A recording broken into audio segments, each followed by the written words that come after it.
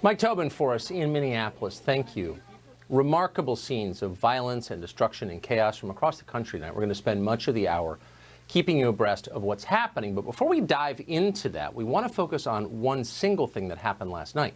A police station in a major American city was occupied and looted and burned. Most of us assumed we would never live to see something like that happen here, but it did happen. So the question is, has anyone been arrested for doing that? Will anyone ever be arrested? No one in authority seems especially interested in apprehending the people who did it. All of it happened on camera, but the perpetrators just walked away. And it's possible, maybe likely, that most of them will never be punished for it. That's striking. It's a very different experience from the ones most Americans have living here. As Minneapolis burns and crowds grow in the streets of Atlanta and many other cities, the rest of us are continuing on as we always do, dutifully following the rules.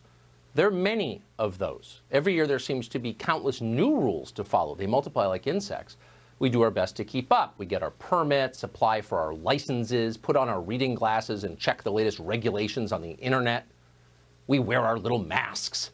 We keep our dogs on leashes. We drive sober. We don't eat on the subway. We never litter. We make orderly lines and patiently wait our turn. In airports and government buildings, we remove our shoes and submit to body searches from strangers. We lose our dignity every time we do this, but they tell us we must, so we accept it without complaint. In public, we hide what we really think. We bury our natural instincts. We keep our deepest beliefs to ourselves. We know the boundaries. We understand we will be punished for telling the truth. This is the America the rest of us live in. For the privilege of citizenship in a country like this, we work as hard as we can. We never stop sharing what we earn with others. We send money we would rather give to our own children to politicians in faraway cities. With that money, they make new rules. We follow those rules to the letter. That's what we were told to do as children. That's the deal we've struck. At least we thought it was. Now we know that other people have somehow negotiated a far better deal than the one we have. They get to ignore the rules. They don't believe in order or fairness. They reject society itself. Reason and process and precedent mean nothing to them. They use violence to get what they want immediately. People like this don't bother to work. They don't volunteer or pay taxes to help other people. They live for themselves. They do exactly what they feel like doing. They say exactly what they feel like saying. They spray paint their opinions on buildings. On television, hour by hour, we watch these people, criminal mobs, destroy what the rest of us have built. They have no right to do that. They don't contribute to the common good. They never have. Yet suddenly they seem to have all the power. This is hardly the first time something like this has happened in America. Spasms of destructive violence are a recurring feature of our history, in fact, of every country's history. The ideologues will tell you that the problem is race relations or capitalism or police brutality or global warming, but only on the surface. The real cause is deeper than that, and it's far darker. What you're watching is the ancient battle between those who have a stake in society and would like to preserve it, and those who don't and seek to destroy it. Underneath it all, this violence doesn't have that much to do with the behavior of the Minneapolis Police Department. For evidence, watch this tape. It's from the 1992 riots in Los Angeles. It was shot almost 30 years ago. It could have been shot this afternoon. It's not right! It's not right! It's not right what y'all doing! I came from the ghetto too! Same as all of you did! Why destroy my business? Why destroy my truck? Why steal my computer? I'm trying to make it! Could you understand that? The first thing you notice about that video, in addition to how overwhelmingly sad it is that it's not a racial dispute. The elderly man could be the grandfather of the young rioters swarming around him.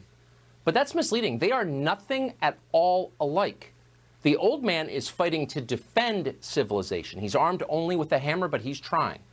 The young men are working to tear it down. And those are the battle lines. They always are. Which side in that war have our leaders taken? Well, watch carefully, and it will become obvious. The rioters in Minneapolis and in other places act as if they're allowed to loot and burn. And in fact, they are allowed. No one stops them. The authorities don't arrest them. Instead, they pander to them, flatter them, desperately try to win their love. Why are masked lunatics setting fire to Wendy's? Because the rest of us are sinful. That's what our leaders tell us. The crimes of the mob are the punishment we deserve. That's their argument. And many seem to buy it.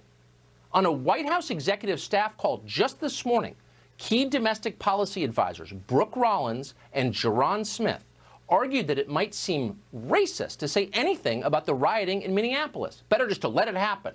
So that's what they're doing. We should have seen this coming. When you express an opinion our leaders don't like, they call it violence. When criminals commit actual acts of violence, they call it speech. So the game is rigged. Why are the rest of us still playing it? We have more power than we think we do. Our system only functions because dutiful, normal people, people with self-control and decency and above all a sense of responsibility toward others, created our system. They sustain the system. They pay the bills. None of the thugs looting Target or the well-paid nihilists on television who are egging them on have added a thing. Nothing.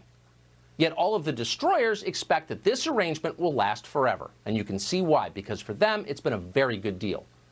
But what exactly are you getting in return for your contributions to this system? The authorities clearly don't care about you. The police won't show up to save your life, literally. During election years, sweaty politicians claim to be on your side. It's a lie. They're not. They'll waste your time with hollow posturing.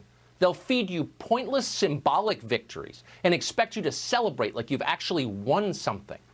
But when the mob comes, they're gone. You're on your own. That's true. Those are the facts. We can't change them. All we can control is our own behavior. Should you keep playing along with all of that?